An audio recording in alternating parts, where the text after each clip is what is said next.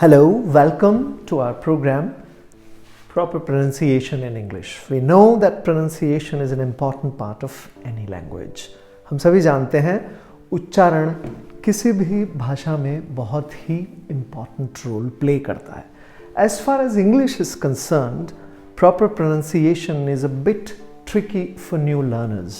नए लोगों के लिए अंग्रेजी में proper pronunciation थोड़ा सा tricky है, क्योंकि हम जानते हैं इंग्लिश लैंग्वेज में जो स्पेलिंग्स हैं, वर्तनी है, वो हमें प्रोनाउंसिएशन के बारे में गाइड नहीं करती. Spellings don't represent the sound that are produced by the combination of those letters. लेकिन हिंदी में हम जैसा लिखते हैं वैसा बोलते हैं, क्योंकि हिंदी एक फोनेटिक लैंग्वेज है. English is a non phonetic language. इसलिए इंग्लिश में जो स्पेलिंग दिया हुआ होता है उसको हम कैसे प्रोनाउंस करें, उसे समझने के लिए हमें इसकी ज़रूरत होती है. फोनेटिक्स यानी स्वर विज्ञान की आवश्यकता होती है. So many technical jargons are written on the board. आप देखिए, मैंने लिखा है एक्सेंट, स्ट्रेस एंड रिदम. फिर मैंने लिखा है कॉन्सोनेंट्स, वाउल्स. वाउल्स दो तरह के, मोनोथंग, डिफ्थंग, और लास्ट में मैंने लिखा है फोनेटिक्स. फोनेटिक्स माने स्वर विज्ञान, जैसा कि अभी मैंने बताया. नीचे हमने लिखे हुए हैं फोनेटिक सिंबल्स, जो वाउल साउंड्स और डिफ्थंग साउंड्स को बताने के लिए सिंबल्स की तरह डिक्शनरीज में यूज होते हैं. तो आज इस क्लास में हम सिर्फ ये जानने की कोशिश करेंगे कि जो डिफरेंट वाउल्स हैं या वाउल्स के जो कॉम्बिनेशन हैं, उन्हें डिक्शनरी से सही तरीके से हम कैसे पढ़ पाएंगे. तो ये देखिए, सिंबल्स लिखे हुए हैं. ये एक सिंबल दिया हुआ है. ये हिंदी में जो बड़ी ई की मात्रा होती है उसके लिए यूज होता है, दैट इज ई. फिर आप देखिए, ये आई जैसा लिखा हुआ है, ये सिंबल ई की मात्रा को बताएगा. तीसरे पे हमने जो ये लिखा हुआ है, ये भी ई को बताएगा, but it would be shorter than this ई.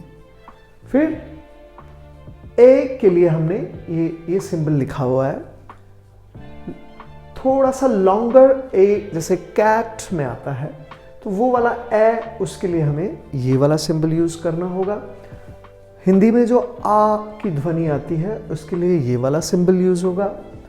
आ के लिए जो थोड़ा सा लॉन्गर होगा उसके लिए ये वाला सिंबल यूज होगा. ऊ के लिए ये वाला सिंबल यूज होगा. इससे थोड़ा लॉन्गर होगा साउंड में, उसके लिए ये यूज होगा. देन बड़ा ऊ की मात्रा हिंदी में जो आती है, ऊ, उसके लिए ये होगा. जैसे टू एक वर्ड है तो उसमें टी कॉन्सोनेंट है, और ये वाला सिंबल यूज करने से कोई भी लर्नर ये जान पाएगा कि मुझे इसमें बड़ा ऊ की मात्रा कंबाइन करनी है. फिर देखिए, ये अ, ये जल्दी से खत्म होने वाला अ है. इसमें नीचे हमने हलंत इसीलिए दिया है because it sounds a little shorter than other versions of a. फिर अगेन ये वाला अ है, इसमें बाद में आर का साउंड साइलेंट रहता है. A little longer A is symbolized like this in dictionaries.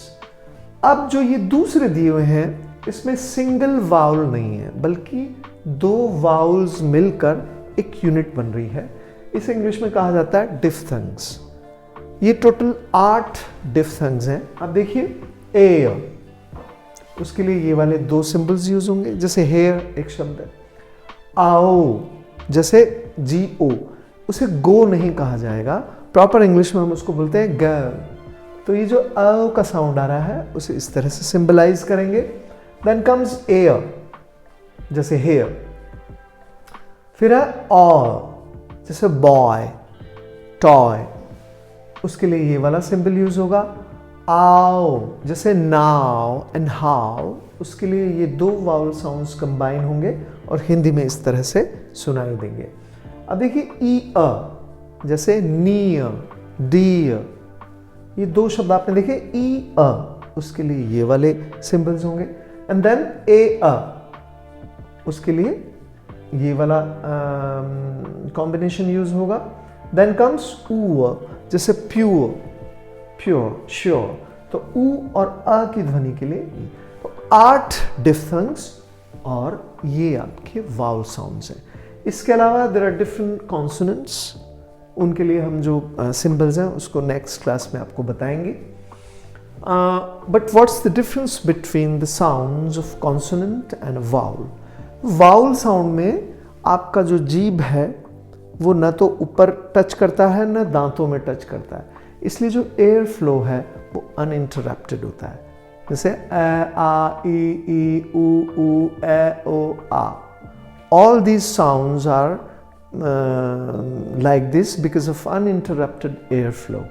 लेकिन कॉन्सोनेंट में हमारी जो टंग है वो मुंह के डिफरेंट हिस्सों से टच करती है और डिफरेंट कॉन्सोनेंट साउंड प्रोड्यूस होती है. This is the basic of proper pronunciation in English language. In our next class will be studying stress patterns और एक सिलेबिक डिस्कशन, सिलेबल्स पे हमारा नेक्स्ट डिस्कशन होगा. बने रहिए हमारे साथ. Like us, follow us for more information.